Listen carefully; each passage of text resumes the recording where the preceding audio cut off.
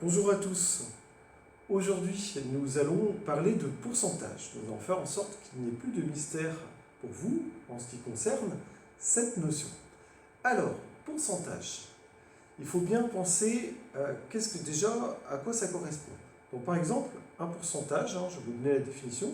Pourcentage d'une valeur par rapport à un ensemble correspond à cette quantité de valeur pour 100 unités d'un ensemble.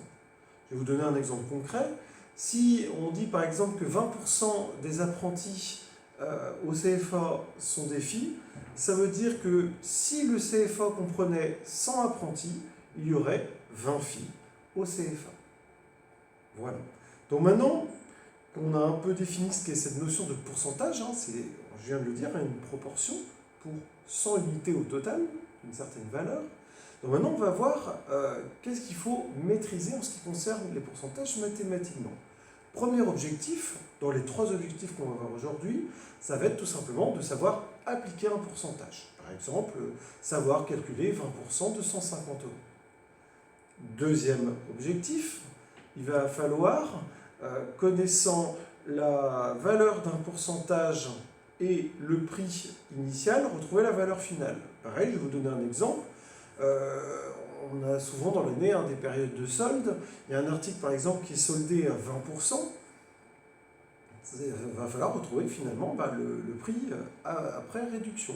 C'est-à-dire par exemple vous avez un article qui est à 150 €, il est soldé à 20%.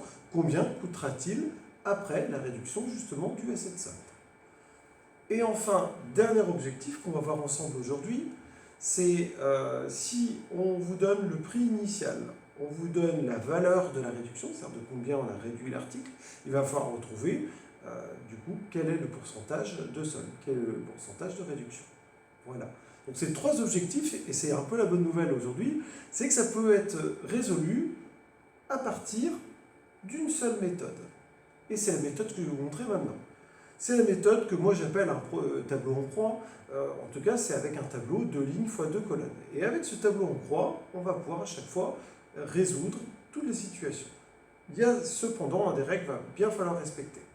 Donc dans ce tableau, quel que soit l'exercice qu'on vous demandera, quelle que soit la question qu'on vous posera, vous pourrez toujours mettre déjà le 100 en bas à droite. Et dans quelques instants, je vous expliquerai pourquoi. Donc voilà, je fais mon tableau en croix, je mets le 100 en bas à droite. On se souviendra aussi qu'il faut bien respecter la colonne de droite qui sera réservée au pourcentage. Ensuite, à quoi correspondent les lignes? La ligne du haut représentera toujours la valeur partielle et la ligne du bas sera consacrée à la valeur totale. Et maintenant, je pense que vous comprenez mieux. Si je regarde la case en bas à droite, donc où il y a écrit le 100, combien vaut un pourcentage total, puisqu'on est dans la colonne de droite et dans la ligne du bas, un pourcentage total c'est 100%. C'est pour ça que quel que soit l'exercice, sa place est là, le 100 en bas à droite.